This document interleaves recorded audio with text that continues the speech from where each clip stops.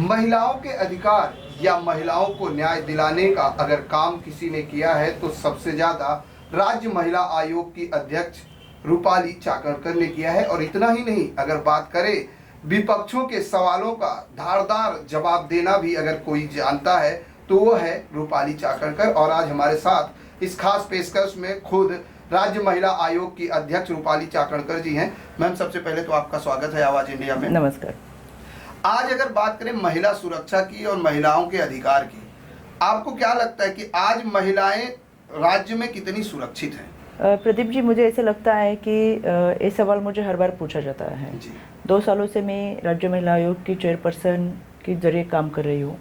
हमारे रूरल, अर्बन्स और आदिवासी इलाके में घूमते मैंने देखा है कि महिलाएं की समस्याएं बहुत ज़्यादा है, लेकिन हम ये नहीं जानते कि मैंने अभी देखा है, मतलब किसी को भावनाओं को मुझे ठेस नहीं पहुँचानी, लेकिन हमारे यहाँ बहुत सारे हर त्यौहार मनाए जो जाते हैं उसमें हम महिलाएं जो वो त्यौहार सेलिब्रेट करना तो ज़रूरी है, लेकिन उसके ज़रिए वो उनके जो ग्रंथ रहते हैं, वो पोथी रहती है, वो कुरान वो पढ़ते रहते हैं, लेकिन उन्होंने बाबा साहब का संविधान कभी नहीं पढ़ा, जिन्होंने हमें लड़ने की ताकत दी है।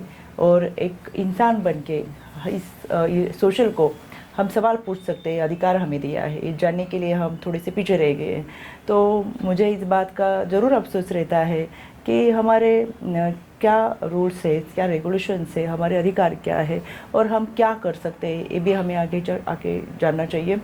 इस तरह से समस्याएं तो बहुत ज़्यादा है, लेकिन आयोग के ज़रिए हम काम कर रहे हैं, ह्यूमन ट्रैफिकिंग के बारे में काम कर रहे हैं, डीवी केसेस के बारे में काम कर रहे हैं। मेरा ऑफिस मुंबई में है, लेकिन गढ़चिरौली की महिलाएं मुंबई में तो नहीं आ सकती, पुणे में नहीं आ सकती, नंदुरबार की महिला इतनी दूर नहीं आ सकती। इसके लिए मैं उनके यहाँ जाके, उनके डिस्ट्रिक्ट में जाके जन सुनवाई के जरिए उनके केसेस सॉल्व करने के लिए कोशिश कर रही हूँ। आज तक मैंने 20-22 हज़ारों से ज़्यादा केसेस सॉल्व किए और इसका मुझे सुकून मिलता है कि चलो हम इस महिलाओं तो पहुँचे और उनके जो भी समस्याएं जानने की कोशिश कर रहे हैं। तो समस्या तो है, लेकिन ऐसी कौन सी समस्या नहीं दुनिया में जिसका हल नहीं होता। जिस तरह से आपने कहा कि सबसे बड़ा सवाल है कि हम ग्रंथ और पूजा पाठ की किताबें पढ़ते हैं, लेकिन हमें संविधान पढ़ने का समय नहीं मिल पा रहा है, जिसकी वजह से शायद लोगों को ये नहीं पता चल पा रहा है कि अधिकार जो मिला है, हमें समानता का अधिकार है, संविधान हमें बोलने का अधिकार देता, अपनी आवाज़ उठाने का। अगर बात करें महिला आयोग के पहले, जब रूपाली चाकणकर एनसीपी महिला प्रदेश अध्यक्ष थी, उस दौरान भी हमने देखा था कि ऑफिस में न बैठकर गांव-गांव ग्रामीण इलाकों में जाकर महिला संगठन को मजबूत करने का काम किया है। उसमें कितनी सफलता मिली है? आपने देखा होगा, पिछले हफ्ते में मैंने षणमुखानंद हॉल में एक कार्यक्रम रखा था, आदरणीय अजित दादा के और हमारे पार्टी प्रेसिडेंट भी वहाँ पे थे। तो इतनी सारी महिलाएं हैं, हर जगह से आए थे, हर डिस्ट्रिक्ट से आए थे, हर तालुका से आए थे, और ये इसलिए आए थे कि उनके साथ हम जुड़े हैं। उनके यहाँ मैं पहली पहुँची थी, उनकी कुछ समस्याएं, उनके कुछ हल है पूछ के वो मेरे साथ सभी आ गए। तो मैं इस संगठन में काम करते हुए ऑर्गेनाइजेशन, मतलब मेरा पॉलिटिशियन शुरू हुआ है, वो तो ऑर्गेनाइजेशन से शुरू हुआ है। आम जनता के सवालात लेके हर इस प्रशासन को हम पूछते हैं कि इसके लिए क्या हल निकालेंगे, आप क्या कर सकते हैं, और इसके ज़रिए काम करते हुए बहुत अच्छा सा रिस्पांस मुझे मिलता है। आपने देखा होगा 2 दिन से मैं मेरे इलाके में घूम रही हूँ और यहाँ के महिलाएं, ऐसा लगता है कि इस उम्र की महिलाएं जो सीनियर सिटीजन है, तो हम उनको समझाते हैं कि विधवा जो रो महिला है उनके लिए क्या काम करेंगे, तो अभी भी उनके माथे का सिंदूर पोंछा जाता है जब उनके पति के निधन हो जाता है। तो हमारा चांद्रयान तो सक्सेस हो गया, लेकिन अभी तो हमारे दिमाग के सवाल है, दिमाग के हमारे जो भी क्वेश्चन रह गए वो हमारे कृति में कैसे आ सकते हैं, हम उसे कैसे महसूस कर सकते हैं, लोगों के सामने कैसे प्रेजेंट कर सकते हैं, ये तो नहीं हम अभी कर पाए। तो मुझे ऐसा लगता है कि जब उनको अच्छी तरह से बता दिया जाए और उनको एक अवेयरनेस प्रोग्राम दिया जाए तो वो समझ पाते हैं, लेकिन समझाने की कोशिश हमें करने के लिए ज़रूरत है। उसके लिए जागरूकता अभियान क्या राज्य महिला आयोग द्वारा चलाया जा रहा है, कुछ ऐसा? मतलब महिलाओं को, जैसे आपने कहा कि रूढ़वादी जो परंपराएं हैं, जैसे निधन के बाद महिलाओं का सिंदूर पोंछ दिया जाता है, लेकिन चंद्रयान 3 जो है पहुंच गया चंद्रमा पर। हम एक तरफ तो सक्सेस हो रहे हैं, दूसरी तरफ जो परंपराएं हैं उसको तोड़ने में और उसको जागरूक करने में हम पीछे कहाँ रह जा रहे हैं। नहीं, हमारा चंद्रयान सक्सेस हुआ उसका तो हमें अभिमान है, तो वो सक्सेस करने में भी हमारी महिलाएं थी जी, उसका भी हम प्राउड फील करते हैं। लेकिन कुछ अभी तक हम इतने पीछे क्यों रह गए। 200 साल पहले हमारे सावित्री माँ ने ऐसे कहा था कि चलो हम सब साथ चले, हमें शिक्षा का अधिकार मिले और जो पुराने रूढ़ी है वो परंपरा है वो पीछे डाल के हमारे लिए जीने का मकसद तय करें। लेकिन अभी तक ऐसा नहीं हुआ। 200 साल का ये हमारा मतलब हम चल रहे हैं उस रास्ते पे, लेकिन अभी तक हम सक्सेस क्यों नहीं हो रहे। एक आत्म परीक्षण करने की ज़रूरत है। तो मुझे लगता है हर एक, हम तो सिटीजन्स है, सिटीजन्स की किताबें पढ़ती है, लेकिन क्या हम सिटीजन्स के रूल्स फॉलो करते हैं। आत्म मंथन की जरूरत है। लेकिन आज बात करें सक्सेस की, तो हर आदमी अगर कठिन संकल्प और दृढ़ इच्छा रखे तो मंजिल मिल जाती है। अगर रूपाली चाकणकर की बात करें, MBA की पढ़ाई, आधिकारिक प्रशासनिक अधिकारी का सपना और फिर एक कुशल राजनेता बनना, ये सफर कैसे पूरा हुआ। 20 साल का सफर है जी। और मेरी राजनीति की शुरुआत ही मेरी बचत गट से हुई। जब कोई सुनता है तो ऐसे लगता है अरे 20 महिलाओं को लेके एक बचत गट के अध्यक्ष बन के इन्होंने शुरुआत की, तो आज जो राज्य महिला आयोग की कमीशन की प्रेसिडेंट बन चुकी है। ये जो 20 साल का सफ़र है, इसमें मैंने ऑर्गेनाइजेशन में काम करते हुए महिलाओं के बहुत सारे सवाल थे, बहुत सारी समस्याएं थे, और इसमें मैंने जब देखा तो उनके DV केसेस ज़्यादा थे और उनको ऐसा लगता है कि चलो हमारे पति ने हमें 100 रुपये दिया तो बार बार पूछता है कि इसका हिसाब क्या होता है, लेकिन हमने खुद की कमाई 10 रुपये की होती है तो लाख रुपए से ज़्यादा रहती है। इसीलिए इसके लिए हमने हमारे बचत गट के ज़रिए इन महिलाओं को हाथ को काम दिया और वो अभी आत्मनिर्भर नारी बनी है। इसलिए सभी मेरे साथ आ गए और ऐसे करते करते 20 साल का सफ़र यहाँ तक पहुँचा। बचत गट के अध्यक्ष, फिर इस खड़गवासला मतदार संघ के अध्यक्ष, पुनः अध्यक्ष, फिर पार्टी प्रेसिडेंट और इसके बाद महिला आयोग के अध्यक्ष। अभी दादा ने जो डिसीजन लिया उसके साथ पहले दिन से हमारे महाराष्ट्र की बहुत सारी महिलाएं उनके दादा के साथ आ गई। सबको मालूम है दादा वो जो डिसीजन लेते हैं तो मतलब असलियत में लाते हैं, तो उनके साथ इतने सारी महिलाएं आ गए। तो दादा के पार्टी में भी अभी महिला प्रेसिडेंट बन के काम कर रही हूँ, तो अच्छा सा रिस्पांस मिलता है। सिर्फ आपको एक करना पड़ता है कि आप जो भी करें खुद से शुरुआत करें। मैम, मेरा सवाल ये था कि प्रशासनिक अधिकारी बनने का सपना लेकर रूपाली चाकणकर MBA की पढ़ाई करती हैं कि MBA करके मैं एक प्रशासनिक अधिकारी बनूंगी, अचानक राजनेता और राजनीति में प्रवेश कैसे हो गया। मेरी सासू माँ इस इलाके में प्रभाग पद्धति थी, उसमें वो पहली कॉर्पोरेटर थी और उनके ज़रिए काम करते, लेकिन मैं उस टाइम राजनीति में नहीं थी। मेरा शिक्षा चल रहा था, इस शिक्षा में पढ़ते समय मैंने BCS किया, MPSC की एग्ज़ाम दी, उसके बाद MBA किया, लेकिन हमारी दुर्भाग्य से मेरी सासू माँ की मौत हो गई। उसके बाद जो भी बचत गट थे वो आगे लेके जाके उनका सपना पूरा करो ऐसा मुझे लगता था, और उस ज़रिए काम करते हुए एक टून हो गया कि चलो बचत गट का काम करते करते हुए आगे जाके पॉलिटिशियन में काम करने का एक मुझे मौका मिला। रास्ते पर आंदोलन करते करते आज महिलाओं के हक और न्याय दिलाने का काम रूपाली चाकणकर के कंधे पर आए हैं। इस जिम्मेदारी को कितना जो है किस तरह से आप निभा रही हैं और कितना प्राउड फील होता है कि एक तरफ जैसे आपने कहा कि सासू माँ यहाँ की पार्षद थी, उसके बाद उनकी डेथ के बाद आपको लगा कि अब महिलाओं के बचत गट को मुझे आगे बढ़ाना चाहिए, उनके हक के लिए आपने लगातार आंदोलन करना शुरू किया रास्ते पर उतरकर, और आज राजनीति में एक कुशल राजनेता के तौर पर आप काम कर रही हैं। इसके पीछे का श्रेय किसको देंगी। ये श्रेय मेरे फैमिली को जाता है, जिन्होंने मुझे बहुत अच्छी तरह से सपोर्ट किया। हम हमारे मराठी में कहते हैं कि सावित्रीबाई के पीछे महात्मा ज्योतिबा थे, इसीलिए सावित्री माँ ने हर एक सावित्री को और उनके आने वाले दिनों में मेरी सावित्री की कन्या जो पढ़ाई करेंगी, लिखाई करेंगी और बाबा साहब का संविधान पढ़ेंगी तो बताएंगी इस ज़माने को कि मेरा अधिकार क्या है, और एक उनको जो उसके ज़रिए जो राइट्स मिलता है कि चलो हम भी कुछ गलत हुआ तो उस प्रशासन को, इस सरकार को, इस सबको सवाल पूछ सकते हैं, अधिकार हमें मिला है। तो मुझे लगता है कि इस तरह से मेरी फैमिली मेरे पीछे रही है, मेरे पति ने मुझे बहुत सपोर्ट किया है, मेरी फैमिली ने सपोर्ट किया है, और बहुत ऐसे लोग हैं जो मेरे इस राह में मेरे साथ चलते रहे। अच्छा काम करते हुए उनको ऐसा लगा कि अच्छा काम है, इनको साथ दिया जाए। जब मुझे याद है कुछ 10-15 साल पहले जो मेरे अपोजिट में थे, उनको मेरे कुछ, हर किसी का एक अलग अलग ख्याल रहता है, इस ख्याल कुछ अलग है तो इसको अपोज करना चाहिए, ऐसा कुछ लोग सोचते थे। लेकिन अभी वो मेरे साथ है और मुझे सपोर्ट कर रहे हैं, ये मेरी जीत है। मैम, जिस तरीके से आपने कहा कि जो कल तक आपके विरोध में थे, विपक्ष में थे, वो आपको बाद में आपके साथ आ गए और आपके साथ कंधे से कंधा मिलाकर चलने लगे, लेकिन जैसे जैसे सक्सेस आपके कदम चूमती गई, लगातार ट्रोल भी होती गई, लोगों विरोधियों के निशाने पर भी रही हैं, चाहे वो पुणे शहर अध्यक्ष हो या महिला अध्यक्ष के तौर पर भी हमने देखा कई बार आपके नाम को लेकर विपक्षी दलों ने, या खुद कल जो आपकी ही पार्टी में थे उन्होंने पार्टी छोड़ दिया है, उन्होंने भी ट्रोल किया है कि अगर मैं शायद उस पद से नहीं हटती तो रूपाली चाकणकर वहाँ तक नहीं पहुँचती। अभी तो ट्रोल करना एक फैशन हो गया जी। और मैं उसकी तरफ कभी ध्यान नहीं देती। मेरा काम इस तरह से चल रहा है, इसीलिए मैं यहाँ तक पहुँची। जी। एक बहुत सामान्य घर से मैं आई हूँ और एक किसान की फैमिली से आते हुए एक औरत इस तरह तक पहुँच जाती है, तो इसका मतलब है कुछ तो उसके काम में दम होगा। जी। और एक ट्रोलिंग करना विपक्ष का तो काम बनता है, उनके हाथों में दूसरा तो कोई काम रहता नहीं, और हमें ट्रोलिंग नहीं करेंगे तो सोशल मीडिया भी और उनको कैसे फोकस करेंगे। तो एक ही काम रहता है तो करने दीजिए, उनको भी मेरी बहुत सारी शुभकामनाएं हैं। दूसरी बात है कि ट्रोलर्स, बहुत सारे ट्रोलर्स ऐसे भी रहते हैं जिनको कुछ तनख्वाह दे के हमारे पीठ पीछे बातें करने के लिए कहा जाता है, उनको भी मैं शुक्रिया अदा करती हूँ, क्योंकि हमारे अब्सेंस में वो हमारे प्रेजेंट रहने का वो मतलब हमें एक मौका देते हैं।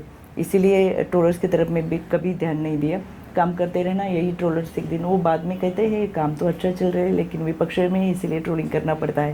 कल तक जो आप पे निशाना साधते थे, आज सत्ता में साथ में काम करना कितना मुश्किल होता, क्योंकि कल आप एक दूसरे का विरोध कर रहे थे क्योंकि विरोध में थे, आज एक साथ आ गए हैं सत्ता में, ऐसे में कितना मुश्किल होता है अब उनके साथ आगे बढ़ना।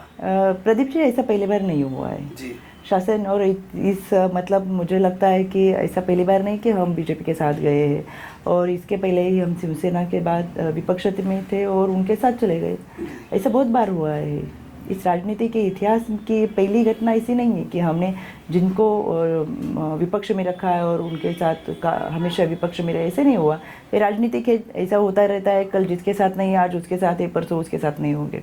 तो मुश्किल तो कुछ नहीं है, हम अपना काम करते रहे। हमने ये तय किया है, चलो ठान लिया तो ठान लिया।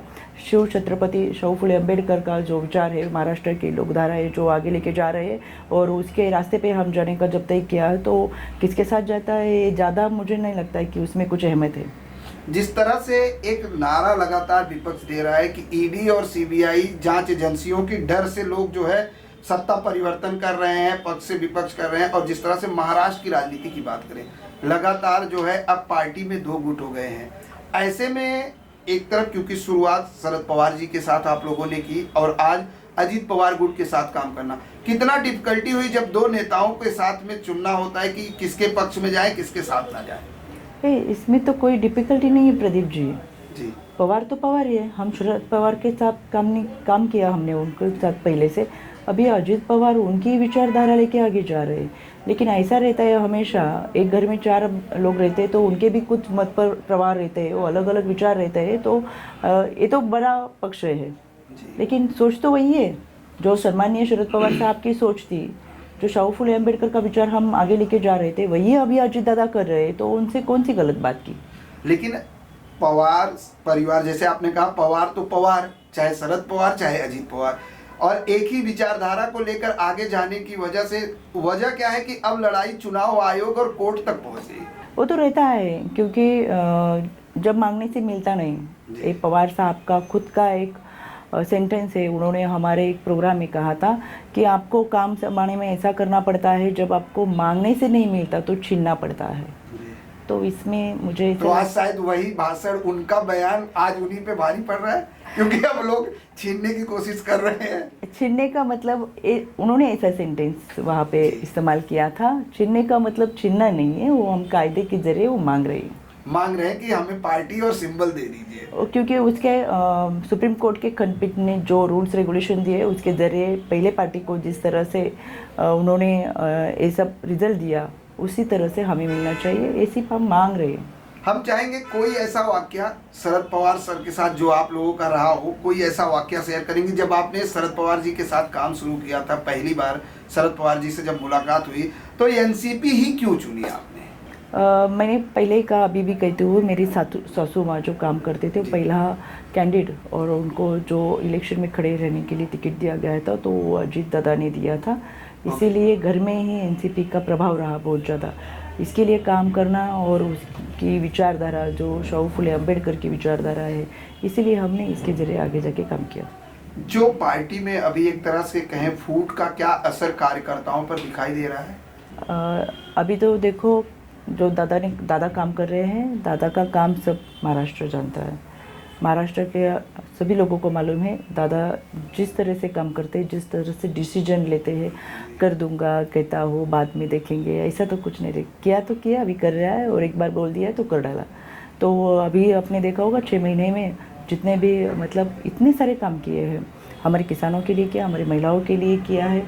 एक सिंपल सी बात आपको कहती हूँ, एक मीटिंग में मैंने दादा को कहा कि दादा डीपीडीसी में तो हम आपके मेंबर चुन रहे, तो अभी हमारे एक महिलाएं हर डिस्ट्रिक्ट में दी जाए तो उनको भी इस स्टेज पे बैठ के आपका जो डिसीजन है वो वहाँ पे लेने के लिए आसानी हो जाएगी, और हमें भी एक प्लेटफॉर्म अच्छी तरह से मिल जाएंगी, एक आत्मविश्वास हमें भी मिल जाएगा। तुरंत 2 मिनट के बाद दादा खड़े हो गए और उन्होंने कहा उनके सभी एमएलए को कि चलो आपके यहाँ के डीपीडीसी का जो भी डिसीजन हो जाएगा, हर डिस्ट्रिक्ट में एक हमारी रेसिडेंट वहाँ पे, मतलब वो डिस्ट्रिक्ट प्रेसिडेंट हो या सिटी प्रेसिडेंट हो, वो वहाँ पे रहेंगी। अभी मुझे बहुत उस बात पे गर्व है कि हमारे छत्रपति संभाजी नगर होगी, हमारी परभणी होगी, हमारे नासिक होगी, यहाँ पे हमारी महिलाएं अभी डीपीडीसी में है।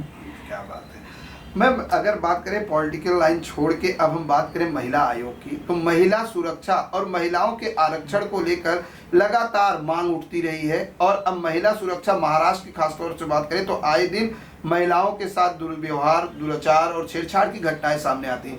जब से आपने पद संभाला है तब से करीब बड़ी संख्या में इस तरह के केसेस को आपने सॉल्व किया है। आगे क्या कुछ प्लान है, क्योंकि महिला दिवस आ रहा है, महिला आयोग किस तरह से क्या प्लान कर रहा है महिलाओं के लिए? प्रदीप जी, महिला दिन आ रहा है, इसके लिए हम नहीं काम करते, एक दिन के लिए हमारा काम नहीं है, पूरे साल के लिए हम काम करते हैं। इसमें हमने देखा कि डीवी केसेस बहुत ज़्यादा रहते हैं, वो कोविड में इसकी संख्या लगातार बढ़ती गई, इसलिए हमने भरोसा सेल के लिए बहुत फॉलोअप लिया, और अच्छी तरह से वो अभी हर पुलिस स्टेशन में है। भरोसा सेल के जरिए वो डीवी के केसेस सॉल्व करते हुए काउंसलिंग करना और एक फैमिली को सेटअप करना, ये हमारे लिए बहुत बड़ी बात है।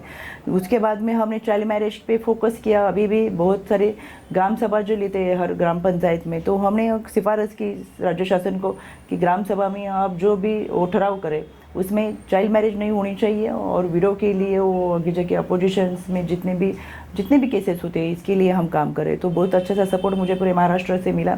इसके बाद हमने ह्यूमन ट्रैफिकिंग में भी काम किया, उसके ज़रिए हम फोकस करें। आप तो देख रहे हैं अभी का ज़माना है, सोशल मीडिया का, हर एक के हाथ में 2-2 मोबाइल रहते, पहले तो एक भी नहीं था। और हम डाइनिंग टेबल पे बैठे तो खाना खाते समय हमारे पास में पानी का ग्लास नहीं हो तो भी चलता है, लेकिन हमें मोबाइल लगता है, इतनी ज़रूरत अभी सभी की है। तो इस मोबाइल के जरिए मतलब ऑनलाइन शिक्षा के 2 साल तो कोविड में ऑनलाइन शिक्षा हुई, इसमें ऑनलाइन शिक्षा के लिए स्टूडेंट ने भी मोबाइल यूज़ किया, लेकिन इतना बड़ा उसका इस्तेमाल हुआ सोशल मीडिया और मोबाइल का, तो अभी उसके ज़रिए साइबर की केसेस भी बढ़ती गई। इसीलिए हमने साइबर ई मिशन सुरक्षा की वो नया सा उपक्रम हाथ में लिया, और उसके ज़रिए बहुत अच्छा सा काम महाराष्ट्र में किया। आपको कोई भी प्रॉब्लम हो गए साइबर की बातों में, मतलब डीप फेक हो, इतने कुछ मॉर्फिंग के केसेस हो, कोई असिल से मैसेज आ रहे हैं, तो अब क्या करेंगे, इसके ज़रिए हम काम कर रहे हैं। इसके लिए महिलाओं को बहुत अच्छा सा सपोर्ट मिल रहा है, और अब इस सब सब कुछ कर सकते ऑनलाइन। आपको ऐसा नहीं कि पुलिस स्टेशन जाना पड़ेगा और केस दर्ज करनी पड़ेगी, बाद में पुलिस आपको सहायता करेंगी नहीं करेंगी, ऐसा बहुत सारी परेशानी मन में रहती है। इसमें कोई भी दिक्कत आ जाए तो हमने कहा कि जहाँ जहाँ भी आपको ऐसे लगे कि डीवी केसेस, चाइल्ड मैरिज और इसमें ह्यूमन ट्रैफिकिंग, मिसिंग केसेस, कुछ भी आपकी कुछ भी दिक्कतें हो तो आयोग आपके साथ खड़ा है। आयोग आपके साथ खड़ा है। लेकिन जिस तरह से आज बात करें, लगातार देश में लव जिहाद के मामले आ रहे हैं, और जब हमने न्यायगांव में श्रद्धा मर्डर केस की बात हुई थी, उस दौरान बात ये भी निकल के आई थी कि डिजिटल और सोशल मीडिया है आज युवाओं को परिवार से कितना दूर कर रहा है। हम देख रहे हैं, इसीलिए हम हर कॉलेज और स्कूल जाते हैं और उसमें पालक और शिक्षक संगठन रहते हैं जिसके ज़रिए उनका कम्युनिकेशन होना बहुत ज़रूरी है। पहले ज़माने में फैमिली एक साथ रहती थी, घर में दादी माँ रहती थी और बड़े भैया रहते थे, लेकिन अभी ऐसा इस तरह से होता नहीं। अभी तो फैमिली सिंगल हो गई, हम दो हमारे दो का ज़माना गया, अब हम दो हमारे एक का ज़माना आ गया। इस ज़माने में तो हम कम्युनिकेशन भी सभी के साथ का बंद हो गया। तो अभी इन लोगों को ऐसा लगता है, इतने सारे केसेस होते हैं छोटे मोटे, वो उनके लाइफ में जितनी भी मुश्किलें आती है कि छोटी से छोटी मुश्किल हो जिसका हल तो निकलता है, लेकिन वो देखते नहीं, इसमें वो इनका मतलब उनको सपोर्ट करना पड़ता है। नहीं हुआ तो ऐसे लगता है कि चलो ज़िंदगी ख़त्म हो गई। और इस तरह से बहुत सारी घटनाएं महाराष्ट्र में होती है, इसलिए हम काउंसलिंग की बहुत ज़्यादा ज़रूरी रहती है। सबसे ज़्यादा काउंसलिंग तो पेरेंट का अपने स्टूडेंट्स के साथ तो होना ही चाहिए, घर में एक संवाद होना चाहिए, लेकिन अब ऐसा होता नहीं। इसके लिए अवेयरनेस करने के लिए हम आयोग बहुत अच्छी तरह से काम कर रहे हैं। मैम, हमने देखा था एक बयान था आपका कि मोबाइल ने आज जो है बच्चों को माँ बाप से अलग कर दिया है। क्या लगता है कि आज एक तरफ तो ये कहा जाता है कि मोबाइल आज छोटे छोटे बच्चों को दे दिया जाए तो वो भी बड़े आसानी से ऑपरेट करते हैं, जबकि हमारे समय में ऐसा नहीं था। आज एक तरफ तो हम डिजिटल की तरफ आगे बढ़ रहे हैं, सोशल मीडिया पर हम एक्टिव दिखते हैं, लेकिन इस सोशल मीडिया का इफेक्ट खासकर अगर महिला समाज की बात करें या बच्चों की बात करें तो कितना इफेक्टिव दिखता है आपको? अभी का ज़माना तो प्रदीप जी टेक्निकल का ज़माना है, सोशल मीडिया का ज़माना है। कोविड के दौरान हमने जो भी शिक्षा स्टूडेंट को दी वो ऑनलाइन दी, इसीलिए तो अलग अलग से देश हमारे नज़दीक आ रहे हैं। हम दूसरे देशों के लोगों के साथ बातचीत करते हैं, लेकिन हमारे घर और परिवार के साथ का हमारा कम्युनिकेशन कम हो गया है। ये तो इफ़ेक्टिव है कि अभी ज़माने के साथ चलने के लिए तो उसका इस्तेमाल करना मतलब करना ही चाहिए, लेकिन इसके साइड इफ़ेक्ट्स इतने हैं कि सोशल मीडिया पे फ़ोटो मॉर्फिंग करना, किसी को ब्लैकमेलिंग करना, और इसके ज़रिए बहुत सारे स्टूडेंट्स हैं वो वेब सीरीज़ देखते हैं, उसको फॉलो करने की कोशिश करते हैं, और इसमें पूरे उनको ये नहीं जानती कि इसमें अच्छा क्या है बुरा क्या है, और बताने के लिए कोई होता ही नहीं साथ में। तो इसीलिए हमें ऐसा लगता है कि उनके लिए अवेयरनेस प्रोग्राम बहुत ज़रूरी है, जो उनको बता दे आपकी सही राह क्या है और गलत राह क्या है। हाल ही में हमने देखा फिर एक नया मामला आया है कि इंस्टाग्राम पर दोस्ती होती है नई मुंबई से और गोवा में जाकर मर्डर केस हो जाता है। आपको लगता है कि आज जिस तरह से खासकर लड़कियों की बात करें, लड़कियां सोशल मीडिया पर काफ़ी एक्टिव हैं, ऐसे में इस तरह की जो घटनाएं होती हैं, जो वारदात होते हैं, उसमें कैसे रोक लगाया जा सकता है? सबसे पहले हमारे घर के पेरेंट की जिम्मेदारी रहती कि उनके साथ अच्छी तरह से कम्युनिकेशन करें। दूसरी बात ये रहती कि हम हमेशा बताते रहते हैं कि सोशल मीडिया का इस्तेमाल करते हुए जो लोग आपके सामने हैं उस पर हम कितना भरोसा कर सकते हैं, और जिन लोगों को हमने कभी देखा ही नहीं सोशल मीडिया पे, डीपी अलग सा रहते हैं, प्रोफाइल अलग सा रहता है, और बातचीत करते रहते हैं कि उनके बातों में आना चाहिए और उनको कितना भरोसा करना चाहिए। ये तो हमें हमारे पेरेंट और टीचर लोगों ने बता नहीं देना चाहिए कि आपको क्या करना चाहिए।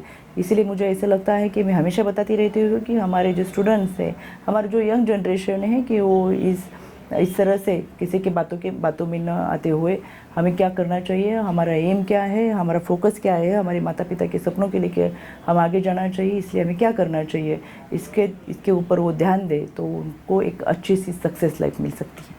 आज महाराष्ट्र में सबसे अहम मुद्दा बन चुका है आरक्षण का मुद्दा।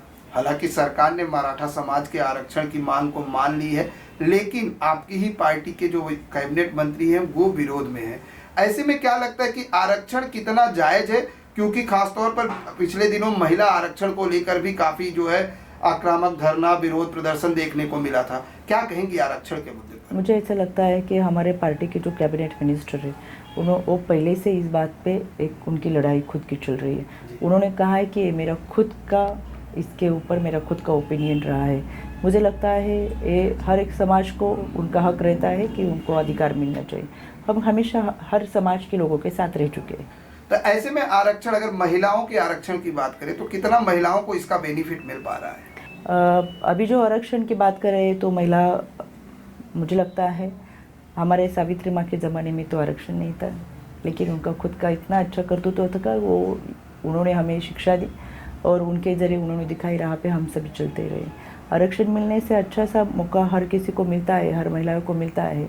रूरल अर्बन एरिया हो, आदिवासी इलाकों में भी उनके अच्छी तरह से एक मौका मिल के वो क्या करना चाहती है वो डिसीजन मेकिंग के सिस्टम में आ जाती है। इसीलिए आरक्षण का तो हमें ज़रूर फ़ायदा हो जाएगा और मैं इसके लिए हमारी महिलाओं को बहुत सारी शुभकामनाएं देती हूँ। चलते चलते महिला दिवस पर उन महिलाओं को क्या संदेश देना चाहेंगी जिनके अंदर टैलेंट है लेकिन उनको प्लेटफॉर्म नहीं मिल पाता? कहीं पर आर्थिक स्थिति की मजबूरी होती है तो कहीं पर कॉलेज और स्कूल ग्रामीण इलाकों में नहीं होने से भी वो अपनी मंजिल को नहीं पा सकती। अभी ज़माने में कुछ अलग सी बात कहने की ज़रूरत नहीं। हमारी महिलाएं तो बहुत अच्छी तरह से गुड मैनेजमेंट सिस्टम में काम करती है। वो अच्छी से मैनेजमेंट गुरु भी रह चुकी है। इसीलिए मैं मेरे इस महिला दिन के एक दिन के लिए नहीं, मेरी शुभकामनाएं पूरे साल के 365 दिन के लिए है। और मैं हमारी महिलाओं के लिए कहना चाहूँगी कि इतिहास के पन्ने अब नहीं दोहराएंगे, इतिहास के पन्ने अब नहीं दोहराएंगे। शस्त्र उठाओ द्रौपदी, अब कृष्ण नहीं आएंगे। क्या बात है। जिस तरह से सवाल थोड़ा हटके, क्योंकि लोकसभा चुनाव नज़दीक आ रहा है, क्या आने वाले दिनों में रूपाली चाकणकर को, जो यहाँ की जनता है आपके मतदार संघ की, क्या एज ए सांसद देखेंगे? ये तो पार्टी का डिसीजन रहेगा। आज तक मुझे पार्टी ने जो भी कहा कि इस पद पे आपको काम करना है, वहाँ पे मैंने मेरे दिल से काम किया। अगर पार्टी जिम्मेदारी देती है तो कहीं ना कहीं होता है ना, हर कैंडिडेट अपना चुनिंदा क्षेत्र चुनता है। आपका चुनिंदा क्षेत्र क्या होगा? नहीं, ऐसा नहीं होता है, क्योंकि हम एक बहुत सामान्य घर से आए हुए महिलाएं हैं। इसमें हमने ज़रूर सपने देखे हैं, पूरे किए। सपने इसलिए थी कि महिलाओं की सुरक्षा की, महिलाओं को एक सबलीकरण देने के लिए थे, उनको सक्षम करने के लिए। तो हर महिलाओं को आत्मनिर्भर बनाने का सपना हमने देखा था, वो पूरा हो रहा है। इसीलिए मुझे लगता है कि राजनीति में सत्ता आती है जाती है, इसमें इतना अहम बात नहीं कि हमें क्या चाहिए, लेकिन हम महिलाओं के लिए काम कर रहे हैं। उनके जो खुशी देखते हैं चेहरे पे, तो वही मेरे लिए मेरा सबसे बड़ा पद है। हाल ही में हमने एनसीपी शरद पवार गुट की नेता विद्या चौहान जी का इंटरव्यू किया था, तो उन्होंने एक टैग दिया था कि बीजेपी जो है एक वॉशिंग मशीन है जिसमें कोई भी भ्रष्टाचार करके जाओ और सारे भ्रष्टाचार धुल दिए जाते हैं, और इसीलिए जो गठबंधन है वो लगातार बढ़ रहा है और जो भ्रष्टाचारी नेता है वो उनके साथ गठबंधन करते नजर आ रहे हैं। मैं उनके ऊपर इतना कुछ नहीं कहना चाहूँगी, लेकिन उनकी फैमिली की, उनके बहू की केसी मेरे पास है, जिनके घर में थोड़े से जा के देखे पीछे जाके, तो अपने घर में अपने बहू को अच्छी तरह से बर्ताव देते। तो इस तरह के केसेस पूरे ज़माने में नहीं होते। जितने भी डीवी केसेस हो इसकी वजह से होते हैं। तो बाकी की बात बहुत दूर की है। हम जब दूसरे के ऊपर कीचड़ छींटते तो मुझे ऐसा लगता है कि अपने खुद के घर पे क्या चल रहा है वो देखना चाहिए। जो भी डीवी केसेस है इस तरह के सासू माँ और बहू को मिली है, इसलिए हो रही है। जिस तरह से आपने पहले ही कहा कि अजीत दादा पवार शरद पवार जी की विचारधारा को लेके आगे बढ़ रहे हैं, लेकिन आज देखा जाए तो दोनों परिवार में लगातार ईडी भी रडार पर आ चुकी है। रोहित पवार से पूछताछ की जा रही है, जिसको लेकर सुप्रिया सुले ने भी तंज कसा था कि ये सिर्फ एक डराने की कोशिश की जा रही है। बीजेपी, ये लगातार जो विरोधी पक्ष हैं वो ये कहते हैं कि बीजेपी और महाराष्ट्र सरकार ये कोशिश कर रही है कि ईडी और सीबीआई के जरिए लोगों को पक्ष में लाया जाए। क्या लगता है ऐसा कुछ है? ऐसा तो कुछ नहीं मुझे लगता है। जिसने कुछ किया ही नहीं उससे डर की क्या बात है। जो अभी प्रोसेस चल रही है, जो आपको नोटिस आई है, उसके सामने जाके बैठ के अपना जो कहना है वो कह दीजिए। डरने की क्या बात है उसमें। लेकिन जो आरोप लगते हैं कि बीजेपी और सत्ताधारी पक्ष लगातार विपक्ष का वो तो काम ही बनता है। विपक्ष का दूसरा क्या काम रहता है? जब विपक्ष में रहते हैं तो उनको एक ही काम रहता है, वो उनका काम कर रहे हैं। अभी आने वाला लोकसभा चुनाव किस तरह से देखती हैं? क्या जिस तरह से महाराष्ट्र की राजनीति में उठा पटक है, क्या लगता है कि आने वाले लोकसभा चुनाव में इसका प्रभाव देखने को मिलेगा? मुझे तो ऐसा लगता है लोगों को, मतलब अभी महायुति सरकार जिस तरह से काम कर रहे हैं, आपने देखा होगा सेंट्रल का वो अर्थसंकल्प भी उन्होंने दिया। हमारी महिलाओं को एक ताकत देने की कोशिश उनके जरिए हुई है। अभी महाराष्ट्र में महायुति सरकार जिस तरह से काम करे ले, किसानों के लिए करे ले, जवानों के लिए करे, महिलाओं के लिए करे और स्टूडेंट के लिए करे ले, हर किसी को लग रहा है कि अभी ये सरकार हमारे लिए काम कर रही है। अच्छी तरह से काम इस महाराष्ट्र में चल रहा है, इसलिए जनता महायुति के साथ रहेंगी। इसका ही मतलब वो सेंट्रल में सम्माननीय पंतप्रधान मोदी साहब के साथ रहेगी। बिल्कुल, जिस तरह से मैडम ने कहा कि महिलाओं को अब जागने की जरूरत है, क्योंकि अब द्रौपदी और कृष्ण की भी उपमा दी गई है कि कृष्ण नहीं आएंगे, अभी अपने लिए, अपने अधिकार के लिए, अपनी सुरक्षा के लिए खुद आगे आना पड़ेगा, ताकि हम लोगों को सुरक्षित कर सकें और खुद को सुरक्षित रखें। और जागरूकता के साथ ही लोगों को डिजिटल और सोशल मीडिया का उपयोग करिए, लेकिन उसको अपने अधिकार के और अपने उचित कार्यों के लिए करिए। मेरे साथ बस इतना ही। अन्य ताजा तरीन खबरों के लिए देखते रहें आवाज इंडिया। मुझे और मेरी पूरी टीम को दे इजाजत। नमस्कार।